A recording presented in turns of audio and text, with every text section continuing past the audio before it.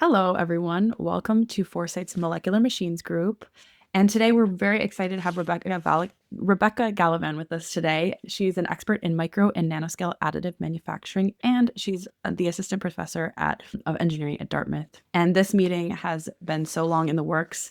So we're really excited to have you with us, Rebecca. Thank you for joining me. Thank you so much. So I want to say thank you very much for inviting me to talk about some of the research that my group has done and that I've done throughout my current position, but as well as in my PhD work. I will preface this with I looked at some of the other talks you guys have had before, and I think my talk might have a slightly different flavor.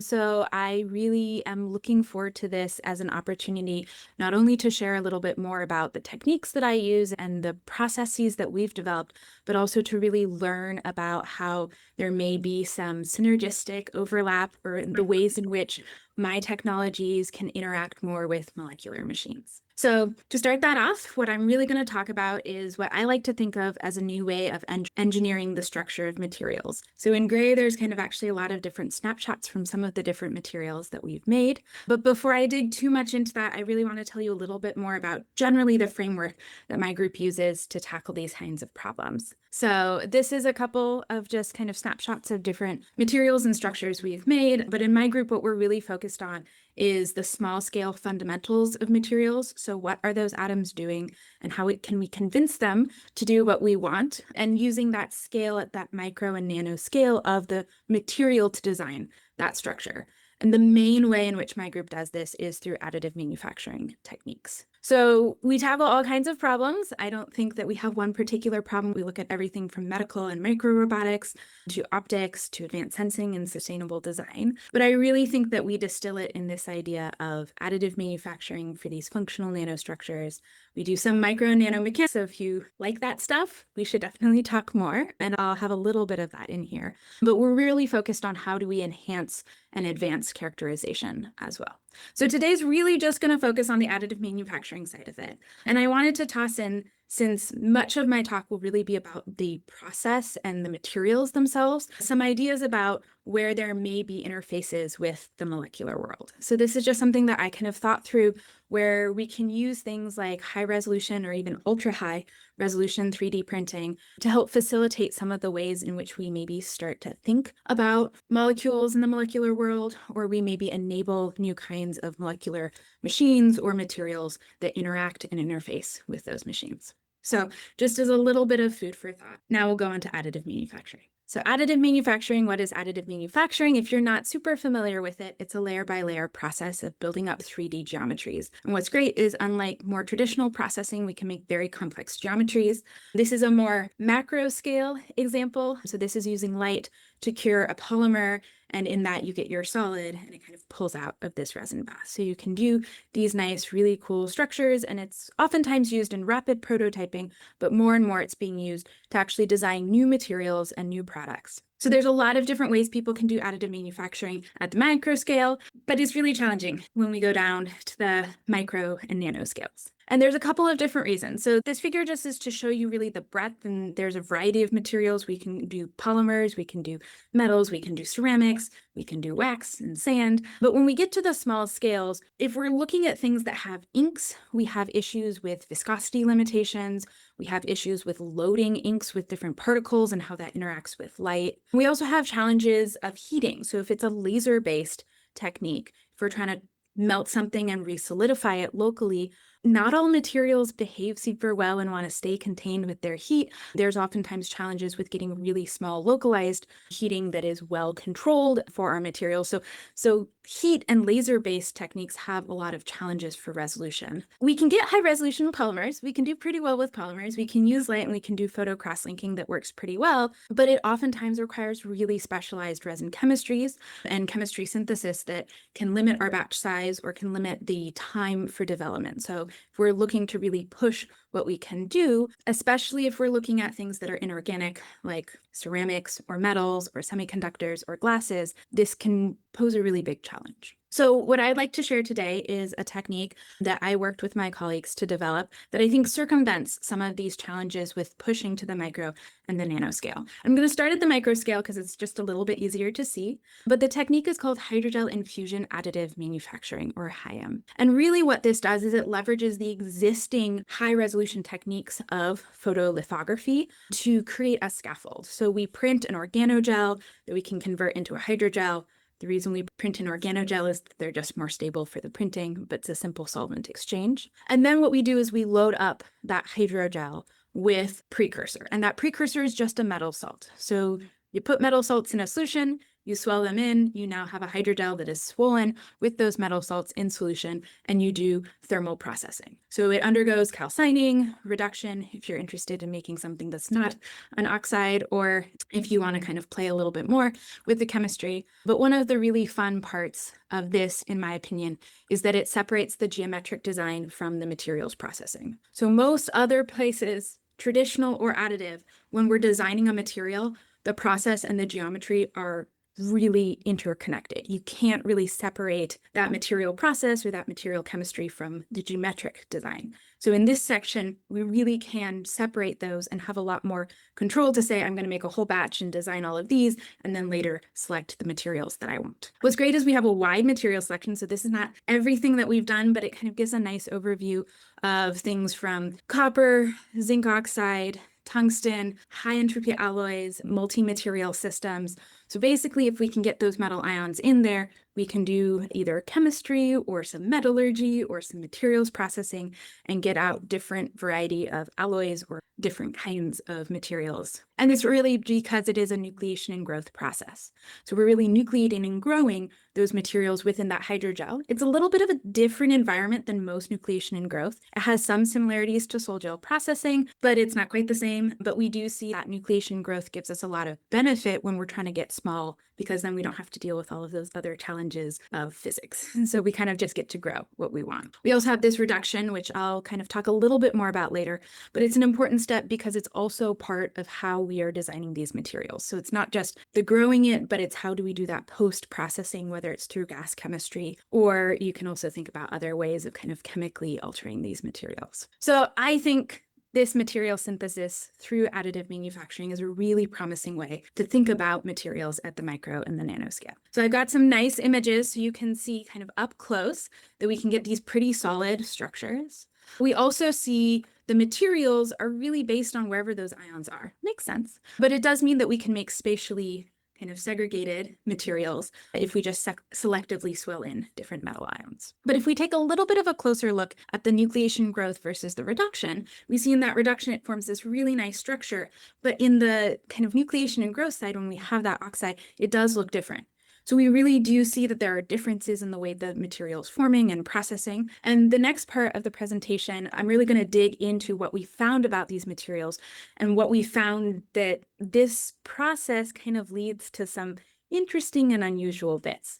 But much of this work was done with my co-author, Dr. Thomas Tran. So I just wanted to give him a shout out because he did a good deal of this work as well. So when we're making that full alloy, so we've got something that's got copper in it, we've got something that's got nickel in it, we could have other metals as well, but that's the example I'm going to use. When we have this mixture, what we start is with a 2-oxide system. So we start with a nickel oxide and a copper oxide. This is partially because they are more stable in their own oxide forms and partially because they are kind of crystallographically incompatible, so they have slightly different crystal structures that form. And very clearly, it's all one structure, but it's this mixture of copper oxide and nickel oxide.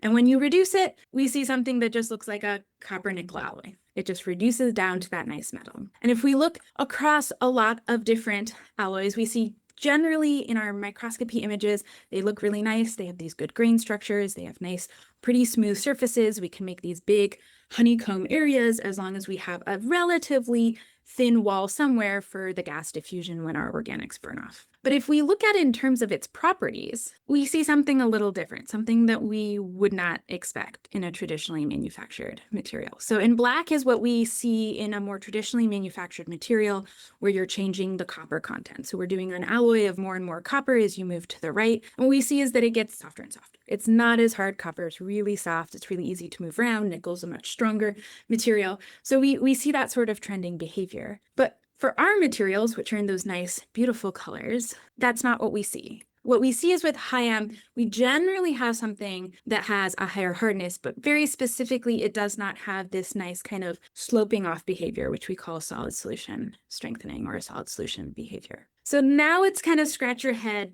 Quickly, it's doing exactly what we would expect from a traditional process. So what else is going on that's changing the behavior? Well, if we take some EBSD where we're really looking at specifically the phase and the orientation of each of those grains in our material across all of the different compositions, what we see is that the size and the general shape of those grains is fairly consistent and is generally what we would expect for a material like this. So it's probably not really related to that grain, but what we do see is that we have a lot of special kinds of interfaces.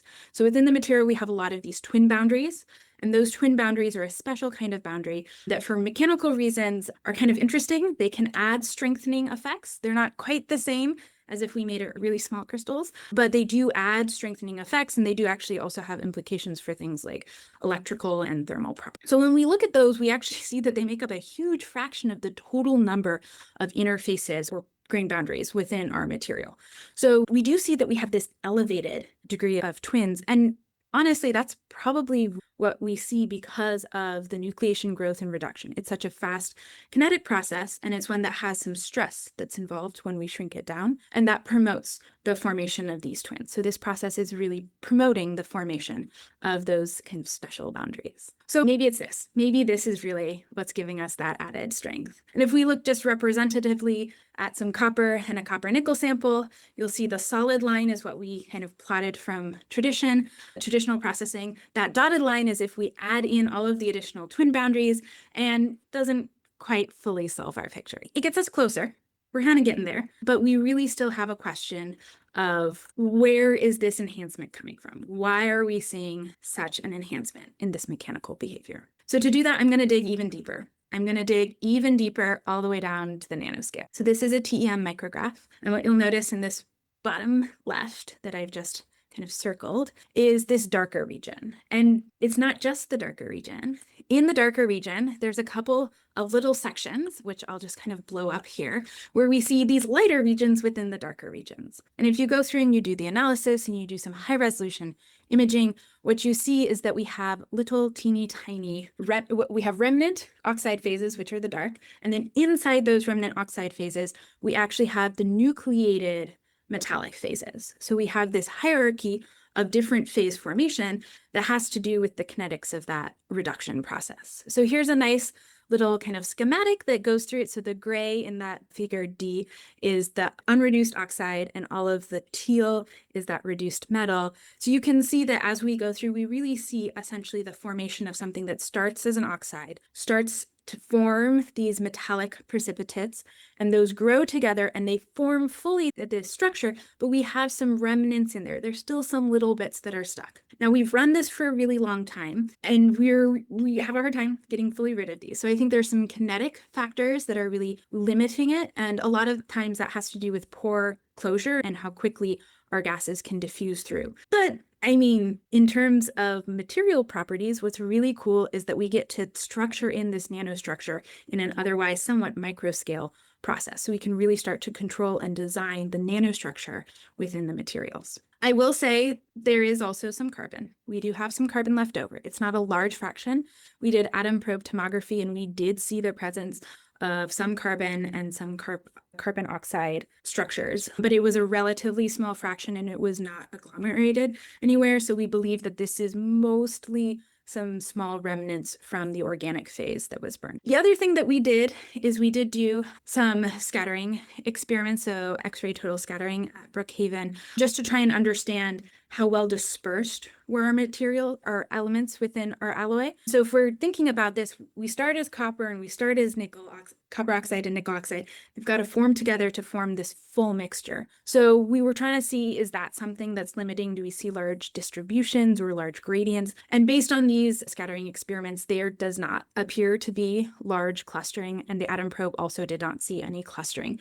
So in terms of the copper and the nickel atoms, locally they are seeing this well-mixed alloy that we would expect. So it's really just that reduction of those remnant oxides, this kind of that unusual and atypical structure that's left. So hopefully I've kind of convinced you that HIAM can produce this really interesting internal structure. And I'm just going to show what I think are some of the pretty photos to really highlight the kind of hidden nanostructure of HIAM. So I mentioned, we've seen this, but let's dig a little bit more. I want to know a little bit more about what this internal structure gives in terms of my material. So to do this, the technique that I typically use is nanomechanical indent studies. So with nanomechanical studies, you can really start to probe at the effects of internal structure and defects within the material. So this is a nice little cut of one of our beams. We can again use that EBSD to isolate a specific grain. So we're not looking at any boundaries, we're not looking at any other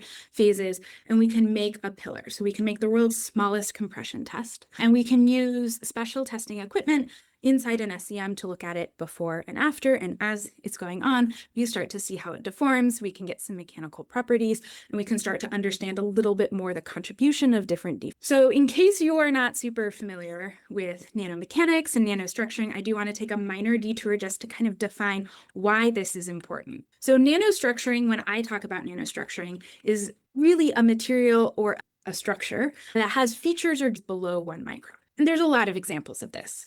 We've done this many places in engineering. But the reason why this is interesting and the reason why this is really promising for a lot of design is because we see enhances and changes in both the structural and functional properties of materials, as well as impact on the performance of those materials. So for example, you might have something where it has a really nanostructured geometry or porosity, like these highlighted points, and in which case we see that actually we increase their strength, or we see enhancements in optical properties. So a lot of photonics and optics use these sorts of nanostructured features to control light and to control light interaction. We can also see something where the internal structure of a material is nanoscale. So we might have a nano twin or a nano grain or a nano grain structure. And this little figure here, I think, is a really nice way to demonstrate what that means. You can still have a micro or a macro scale material, but its internal features really being nanoscale. This blue line here is what we would see for a traditional, so no internal nanostructure. This dotted line follows a lot of different methods we can do that create internal nanostructure. And what this really shows is that traditional for metals and materials, as we try to get more and more strength, we lose our ductility, we lose our ability to bend and deform without breaking and fracturing the material. But by adding in that internal nanostructure, we actually can beat it. We can push and we can say we get a little bit more ductility, we get a little bit more ability to hold kind of resistance against failure while still having an increase in strength. And what's kind of cool is that in additive manufacturing, we already know that nanostructuring is a common thing that shows up. So we know that additive manufactured materials are prone to nanostructuring. The question is why? It's because they're highly non-equilibrium processes. It's not like traditional casting. It's not like traditional rolling. They're oftentimes not even like electroplating. These are materials that often will have high gradients. They will have fast kinetics, and they really push the ways in which materials form, whether that's forming from a melt or the ways in which we're kind of putting materials together. So there's oftentimes really high forces that are involved in some of the additive manufacturing techniques. So this rapid solidification, unique chemical mixing leads to things like metastable phases or internal nanostructure. So that's just kind of as a side note. That's the reason why nanostructuring is both really interesting within the context of image, because it's something we know, but it's also really interesting in the context of materials design, because we know that this is a way to leverage and change our ability to interact with the material properties. So back to the nanomechanical study. So what we did is we did this nanomechanical study really to probe that kind of internal intrinsic material behavior and the role that these defects may have on that behavior. So what I'm going to do is I'm going to show some data from 3 different alloys. I'm just going to kind of roll through it so you can see what they look like, and then I'm going to put them all over each other. So here's one, here's another. These are increasing in copper content, and there are some similarities, there are some differences. We'll dissect that. But before we do that, I'm going to give just a little bit of background about the 2 different ways we need to think. So we need to think either about basically the number of defects, how many defects are there in there, because that's going to tell us about our mechanical properties, or we need to be thinking about something that is dominated by the internal structure and how that is affecting. So usually you kind of have either internal structure dominating, or you just have how many defects are present dominating. And when we look at these systems, what we see is generally, if it's just how many defects, those are smaller structures. It's because we kind of get rid of some of those other things, and statistically, we're really left with just the smallest of the defects. And these tend to scale kind of in this negative 0.6 to negative 1 for things like copper and nickel. And if we look really kind of off to our side, we see that matches pretty well for at least these two. I'll be perfectly honest, the copper is a little bit lower than where it should be theoretically, but generally with this scaling, we see that for these materials where we're either nickel rich or we're copper rich, we don't see a lot of evidence that there's internal resistance for deformation. So this would mean that there's much less likely a large number of those kind of remnant oxide phases or remnant defects due to the reduction of those oxide phases. So what about this one? Doesn't look like it. Not at all. That's what it should be. Does not look like that. So let's go to our other model. If we look at our other model, actually it fits pretty well. So what we see is really that this is a situation where it is scaled and it is really dominated by some of that internal lattice defects or that internal effects of the reduction. So if we think about that, it could be nanoporosity, it could be those nanoprecipitates. We're still investigating to really figure out what exactly is leading to this. But I think for me, the big question was thinking about, why is it near this equiatomic? Why is it kind of in the middle rather than, if we think about it, at kind of either extreme? And to me, this really came down to that reduction process. So this is taken from another paper, some other work out of Germany that's really interested in how do we transform oxides into metals for cleaner production. So they've done a lot of work on kind of the fundamentals of reducing oxides into metals. And what they've shown is that when you have these multi-atomic systems, so you have something that's two different oxides, so in this case, it's iron and nickel, kind of analogous to our copper and nickel system. Instead of just having kind of one reduce, the other reduce, and then they intermix, we actually see kind of these assisted effects. So that the nickel assists in the reduction of the iron, and we can apply that same principle to our system. So there should be kind of a low reduction defects in things that are nickel rich because there's a lot of nickel to assist in that reduction. Similarly, in something that's very copper rich, you don't have as much other material, so you can just reduce that copper. You don't have to worry about the competing or interacting effects of the nickel, so it should reduce the amount of defects we see in our final material. Simultaneously, alloying and kind of reducing limits further reduction. So when these two are happening at the same time, you do get some competition. So when they're in that equiatomic component, we're actually going to see that eventually you're going to kind of limit out and it's going to get really hard to finally reduce those last bits. So that's why kind of we hypothesize that there's this high remnant oxide content in that near equiatomic system. So with that, I've maybe uncovered a little bit of the hidden nanostructure of hydrogels. I think I've hopefully convinced you that kind of the length scale dependent mechanisms really highlight special defect formation from this reductive annealing based micro HIAM technique. And maybe I've given you some ideas about new opportunities to engineer nanophases within these 3D printed materials. But I said we did nanoscale, and I want to show you nanoscale as well. So we're going to take that exact same process that we talked about before, this organogel to hydrogel, swell in, burn off final inorganics, and we're just going to use an even higher resolution 3D printer. So 2-photon lithography uses, again, a lithographic process to cure a resin. So we're just, again, printing those hydrogels on really small length scales, swelling in some metals, and then going through the exact same process. We call it because it's the same process just for nano. And for me, one of the really cool things about nano is that it gives us material complexity with nanoscale 3D architectural freedom. So we can think about this as a way to expand that functional nanostructures and really make advanced nanotechnologies. So here's just a couple images of materials we've made. So one of them is a nickel oxide and one of them, and the big lattice is a silver, and some ideas of the ways in which we can use those for photonics, for catalysts, for robotics. But as we kind of wrap towards the end, I want to highlight two of the works that we've done in really pushing to understand what are these materials, how do we make them, and what can they do in terms of their kind of functional properties. So on the left, this one is made of nanocrystalline zinc oxide. So our grain sizes are 7 nanometers, super tiny little crystals that all form together to make these structures. And what we really found with this is two things. One, it stops acting like a ceramic at some point. It kind of behaves super differently. It deforms really differently. And part of that is because the geometric length scale gets so small and the grain sizes are so small that you get new and interacting behaviors within that material. So you have new and different mechanisms that can now interact. And so we have changes in the way it mechanically behaves. The other thing that we found, which I've mostly highlighted here in this figure, is that it impacts the piezoelectric performance.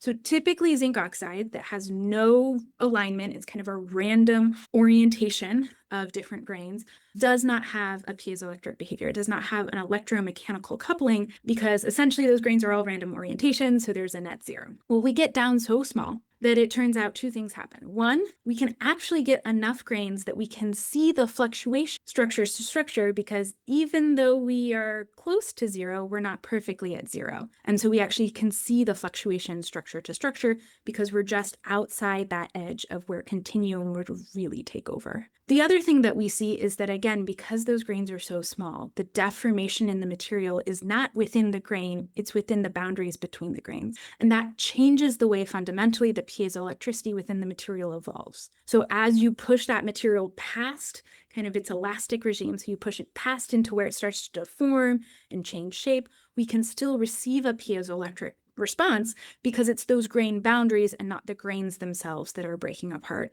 So that is preserving its mechanism for piezoelectricity. The other image I have here is for our nanoporous nanocrystalline nickel. And this is another example of where we have different mechanisms that come together in this really small length scale, and they start to give us really kind of enhanced properties. So usually when you don't have very much material and it's kind of a foam, you lose a lot of your strength because you just don't have as much material to support. What we found with this is we don't get those same kind of losses. So there's a nice competition where those nanopores actually provide a strengthening effect, and we can get very close, or we can get much closer to the theoretical strength of the material by combining the effects of different sorts of deformation mechanisms. I also like to think about this as a way that we could design materials that have a porosity that those pores could interact with other features. So not only does it have this strength, but it maybe has the ability to do kind of really localized chemistries or to control flows at those really small scales in ways that it's oftentimes very difficult to pattern or design very specific porosity in a more kind of prescriptive way. So if we can leverage some of the ways in which we can design pores into these materials, maybe we can create these multifunctional devices and structures. So with that, I kind of want to take a step back to this broader idea of kind of leveraging additive manufacturing to expand nanostructured design. I think there's a lot of opportunities, not only in thinking about kind of the materials and the hierarchical structures we can make, but also thinking about interfaces, the way we design flaw and flaw intolerance in materials, as well as building in kind of this anisotropy or materials that behave differently depending what stimuli you have coming in. So I'll bring it back to that image that I initially kind of started with about interfacing with the molecular world. And hopefully I've given you some thought and idea for the ways in which this technology could really help enable some other new technologies, whether that's in sensing or design of materials, or maybe even fabrication of devices. And I'll leave you with a couple of images that are my favorite images from some of the nanoscale fabrication we've done. So that image right there is a lattice that we are compressing. That lattice itself, its width is about 100 microns, so approximately the width of your hair. And my favorite thing is to have people guess what type of material that is made out of. So I think there's maybe too many people in the room here to have that be a call out, but I'll give you just like 2 seconds. Think about what kind of material you think that would be made out of. So if you said ceramic, you are correct. It looks nothing like what you normally see a ceramic do. It has this nice recovery behavior. And the reason why it does this, even though it's a ceramic, even though it should be brittle and break, is that it is so small. It's so small that those flaws can't build up. So instead, it buckles and deforms, and then it can kind of pop itself back up. So there's a lot of really cool things we can play with at the nanoscale now that we can start to design and kind of build out that whole geometric space. So that I'll just kind of leave with last parting thoughts that additive manufacturing really has opened a world of materials investigation at the micro and nanoscale for complex materials. that I think this is really a cool way to interface with the molecular world. And I think it has a lot of promise for high performing and complex micro and nano devices. And really that we've only scratched the surface. So I've shown you some cool things, but this is really only the surface of what we can do. I think we are really still working on developing the ways we can make new and different materials, but also we can design in new and different ways. We have a long tradition and history in nanofabrication of amazing ways of putting materials together, and I hope that this can really add to that body. So with that, I'd like to acknowledge the many people who really helped to support this work, particularly my colleague, Dr. Thomas Tran, as well as the facilities that supported. And with that, I am happy to take your questions. Thank you so much, Rebecca. So now that we've opened the floor for questions, if you have a question, please raise your little Zoom hand. So Josh, you had a question, and then Bill, you said you had a question about slide 25. Rebecca, great talk. Thank you. Thank you. Slide 25, please. Yeah. Just sorry, I was trying to understand what is good. I'm guessing from the middle line, copper 59, nickel 41, the fact that it has a flat shear stress response, somewhat independent of pillar size, that's a desirable feature? Yes, no? I think it depends on what you want to design for.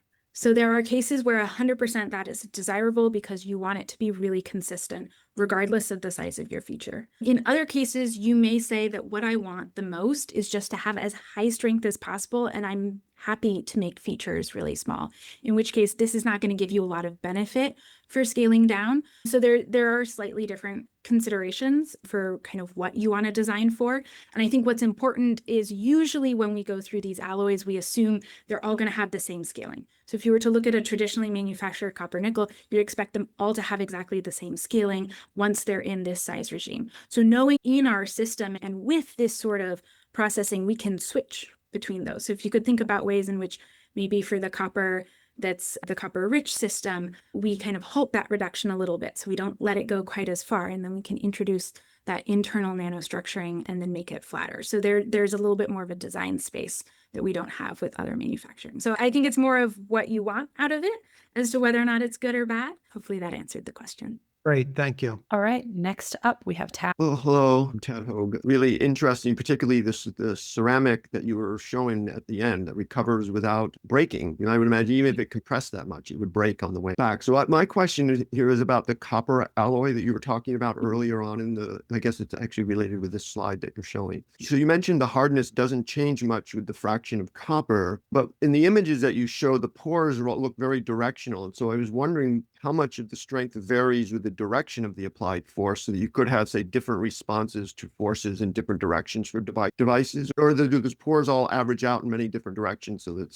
that's a great question. So I think maybe if I'm taking a guess, you were thinking about kind of this image where there's a little bit of some of those pores inside the structure. Is that? Yeah. So we do see that these pores form when we have kind of really rapid evolution of the organic material, or we don't have sufficient kind of diffusion of that organic material out before the inorganic material is forming. So typically they're kind of these pocket voids that really form from that kind of burning off phase. So there's a couple tricks we have to deal with this. Is one, you can actually do some different precipitation and reloading effects to get more mass loaded into the gels that pretty much the presence of any sort of pore. Alternatively, you can do something called hot isostatic pressing during processing. So you basically flow in gases to apply some pressure that kind of helps to shrink those pores during the thermal processing. What we found is in terms of the lattices themselves at kind of this macro scale, the pores are few enough and they are kind of longer, but they'll take many different orientations that we don't see it being a major form of kind of key and critical failure. When we're working on kind of the small scales, we actually are small enough that we don't encounter most of these pores because they're pretty deep within the structures usually. So there are some ways to get around it. And I think for the most part, if you're not as critically worried about like really high strength or really high loading towards kind of the upper bounds of what the materials can do, they're also not quite as much a concern for those situations. So on the other hand, in that case, exactly, if you were interested, say, in catalysts, right, you might want a lot of surface area like this, where you're not so much worried about the mechanical strength. Gives you a Yes. lot of flexibility. Yeah. Okay. Thank you. 100%. So I had a question on this slide. Again, sorry for asking dumb questions, but the macroscopic structure on the far left, Mhm. those are not the pores you were just referring to. Those are much, much smaller. But what is forming that lattice on the far left? What is defining the shape or dimensions of that lattice as opposed to the pores? Right. So what really defines the shape of that lattice is whatever CAD file you feed into your 3D printer. So we get very high fidelity structures that are inorganic. So whatever you really print as your hydrogel, you're going to get the exact same geometry in your inorganic material. You're just going to have shrinkage. So it's going to get smaller. That's because you're burning off some of that organic material. How much it shrinks depends on how much mass you can load and how kind of good you get that conversion. For some materials, the thermal processing, you have to find the right window so you don't have competing chemical interactions occurring. But for the most part, what we do see in terms of geometry is if you can 3D print that geometry, we can make it into kind of this inorganic structure. So if we think a lot of the work that we kind of did initially in studying the materials at the nanoscale was we did these nice little pillar structures, but we've also made lattices. I've made dog bone structures. So they kind of go like this, go up, go out. Oh, they look like very here on that far left. So we've made structures that look kind of like this. So all of that is defined by the 3D printing process. So that's what's nice is the 3D printing process defines the geometry. And then later we have this kind of thermal process that defines the chemistry and the inorganic side of the material. You said it shrinks. What order of magnitude are we talking about? Is that like just like a shrinkage or 100x? If you do nothing other than just let it sit in a solution and kind of swell in and go, we're oftentimes, it's hard. It depends on how cross-linked your hydrogel is. There's a lot of parameters to it, but a lot of systems that we're seeing, we kind of get between 60 and 80% linear shrinkage, and it is isotropic. My colleague Daryl Yee, who also worked on developing this, has recently published some work that also shows how you can use that precipitation and re-infiltration to increase the mass loading, and he gets something like less than 5% shrinkage, I think. So there's different things that you can play with. If you don't want to burn off that organic, if you want something that is kind of a nucleated crystals within a hydrogel, we have done that as well. So there are some materials that lend really well to that. So you can actually grow those precipitates in situ. And so you can have zero shrinkage as long as you're okay maintaining some of that kind of organic material within there as well. Is shrinkage necessarily bad in this case? Or if you wanted something that was particularly small, can you leverage that shrinkage to get small? That is my take. So I like things that are small. So I actually, most of what my group does is we do really leverage this to help shrink down and make even smaller components that would not be possible otherwise, that still have that complex geometry. And we find that you can do things to kind of reduce the mass loading. There's a point at which if you have too low of mass loading, the structures will not maintain super well because you can't bridge the material as it's being produced. But we are thinking about some ways that we can do processing that can kind of really push the lower bound of how much we can make so that we can maximize that shrinkage so we can make the smallest parts possible. Great. Are there any other questions? Yes, I had a question about slide 28. In the upper sort of central portion of the slide, that column on the left, blank gel going down to NIO, going down to A. What are you showing us there? It's, again, that same process. So we print the hydrogel, we swell in the metal salts, we're burning it off, and we form a nickel oxide. And then the final part is the reduction to the nickel metal. So it's just a condensed version of the other bigger figures I was showing. Got it. So that's the dimensions of the produced shape. Yeah. So it kind of shows how it scales down in this case. Got it. Thank you. Wow. So my particular interest is microrobotics. And I was just wondering, for this manufacturing process, can it create a relatively large number of structures with nearly the same response to external fields, mechanical forces, light, whatever it is? So my question basically is, how reproducible is the process for the functional aspects that you mentioned toward the end? Great question. I will say that I'm not sure that we've made enough of like a concerted study with a large set that I could say that it strongly, like it follows Six Sigma or it has a really high reproducibility. What we've seen from the samples we've made is that there is very strong consistency, both in kind of some of the functional properties and some of the mechanical properties. There are kind of tricks where you want to be consistent in the way that you do the process, because there's a lot that you can vary there. But it does also lend itself to batch processing. So you can put a whole bunch of different printed structures all in the same solution, run them all in the furnace at the same time, and they can be different materials run in the furnace at the same time, and there is not cross-contamination. So it does enable kind of batch processing, but I don't think we've tested quite at the scale where I could say for sure this is like a really super tight process, but we're not seeing such large variation that I would be concerned that this would not be possible or would require a large workload to get to that is very reproducible. No, that's really helpful, because a lot of the issues that come up in sort of extrapolating from sort of individual, say, lab demos to, let's say, commercial scale production is this whole scale up and reliability area. So it's very encouraging what you've seen so far from in the sample. So I think so. I'm hopeful. So yeah, good direction. Thank you. Is there any other questions from the audience? Micah. Are there ways you can imagine some of this research being translated into macro manufacturing, or do you think this is likely to stay focused on microscopic manufacturing for the foreseeable future? that's a great question. I think for my group, a lot of the questions that we are interested in is more on kind of the fundamental materials component and using some of those micro and nanoscale applications to drive the materials development. So for my group, we have kind of more of that focus, but I do think that this could be scaled. I think most of the challenge with that is that once you start to get feature sizes that are large, you have challenges of the gas evolution. You do create a lot of cracks and you do lose the kind of structural quality of your materials. The other challenge is that while there is large scale vat polymerization, the kind of largest scales, 1 to 2 meters, we're not necessarily seeing 3D vat polymerization that's like a fully roll-to-roll type process or kind of a really large process. And some of that is the speed at which you can do high resolution 3D printing for vat polymerization, plus kind of the build time. Some of that is it's a resin-based thing, so you need a tank with the resin and how that works.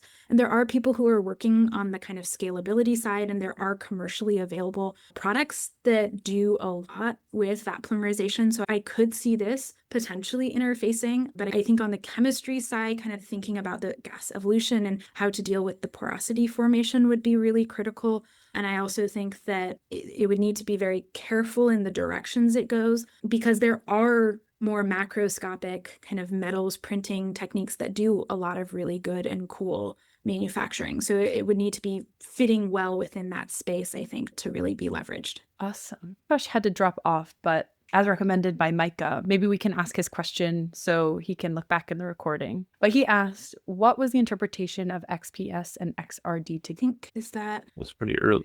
Question was pretty early in your Yeah. presentation, I think. that was yeah. quite early on. So I think I didn't think that I shared any XPS data, but I can talk about the XRD kind of data and some of the other data. So really the interpretation of this XRD data is, I don't know why I did that, is because when we first went and looked at these materials, if you look at the XRD data from kind of this powder-based diffraction, what we see is something that really does not look like it has any remnant oxides. We see something that is very well matched to a pure metallic phase. We do also see that evidence that these are the two different phases, so we know that inner diffusion is occurring and we know that there's some different routes. Oh, I don't know why my slides are deciding to jump, but that is kind of really what the XRD is kind of giving us. It's saying these should be well reduced. That should be two phases that are intermixing, and when they intermix really well. When we look at kind of the other data, when we look at kind of that total X-ray scattering down here, what we see is that once we have that final metal on the atomic scale, we do have that good mixing. So similar to the XRD, where it just couldn't see that nanoscale, so we don't see the remnant nano oxides, we just see something that looks like a good, well-mixed structure. If we go so small that we're ignoring the presence of that, and we know we're ignoring the presence of that, we still see that really well-mixed copper and nickel structure. So we're really looking at kind of local atomic pairing. And so that gives us kind of the confidence that the alloy that we're forming, for the most part, really is looking like this copper nickel alloy that's well diffused. We don't have one grain that's copper and one grain that's nickel, or a grain that's kind of a gradient of copper to nickel. But what gets obscured is this nanocrystalline, nano-oxide remnant phases that are present within some of those grains. So that's the way that I would frame that. Hopefully that answers his question. Okay. Well, I think that about wraps it up for the Q&A. Well, thank you so much, Rebecca, for joining us for this great presentation. Thank you so much for having me. I really appreciate the conversation and the questions. And if you have other questions or you ever want to discuss more, I'm more than happy to answer an email or set up a call. Amazing. And with that, we will see you back here next month. So have a great rest of your January, everyone, and see you in February.